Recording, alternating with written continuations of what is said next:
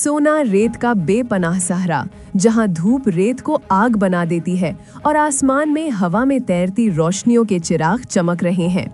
ज़ारा, एक तन्हा मुसाफिर, अपने कंपास के घूमने से परेशान रेत पर चलते हुए एक आधा दबा हुआ जिस्म देखती है।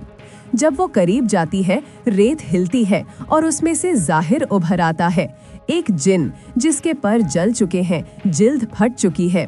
ज़ारा उसकी आंखों में दर्द देखती है और पानी का मशकिला उसके सामने रखती है। आसमान के चिराग उन दोनों पर रोशनी डाल रहे हैं। एक इंसान और एक जिन, दोनों खो गए हैं पर किसी उम्मीद के तले मिले हैं। रात का चांद रेत पर नूर बिखेर रहा है। ज़ारा और ज़ाहिर कैमल ऑफ ड्रीम्स पर सवार हैं, जो जैसे सपनों की तरह हवा में तैर रहा हो। हवा हल्की सी गूंजती है और चिराग तारे बनकर आसमान में चमक रहे हैं। ज़ाहिर अपनी पुरानी जिंदगी, अपनी शाही यादें बयान करता है। उसकी आवाज हल्की पड़ती जा रही है, जैसे कोई पुरानी कहानी हवाओं में खो जाए। ज़ारा खामोश सुनती है। उसके दिल में एक अजीब सी कसक है, किसी खोया हुआ दर्द का एहसास। रेत के दरमियान एक महल उभर आता है, पैलेस ऑफ विंड्स। शीशे के टूटे हुए दरवाजे, लटकती जंजीरें और हवाओं में गूंजती चीखें। अंधेरों में जिन बंद हैं, उनकी रूहें फीकी पड़ चुकी हैं। ज़ाहिर के चेहरे पर गम और यकीन दोनों नजर आते हैं। ये उसका महल नहीं, ये तो एक कैद खाना है।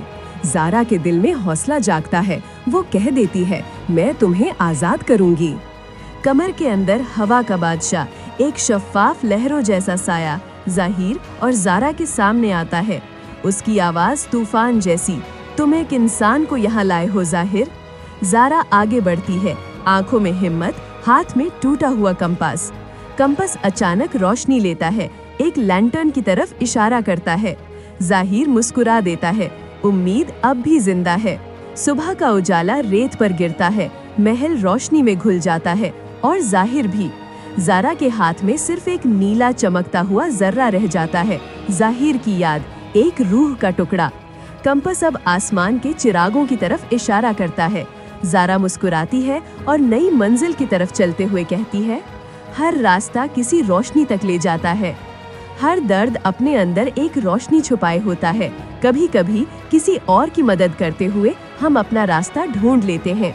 अगर आपको ये कहानी पसंद आई हो तो लाइक करें, शेयर करें और चैनल को सब्सक्राइब करना ना भूलिए, ताकि आप तक ऐसी और रूहानी और मैजिकल कहानियाँ रोज पहुँचती रहें।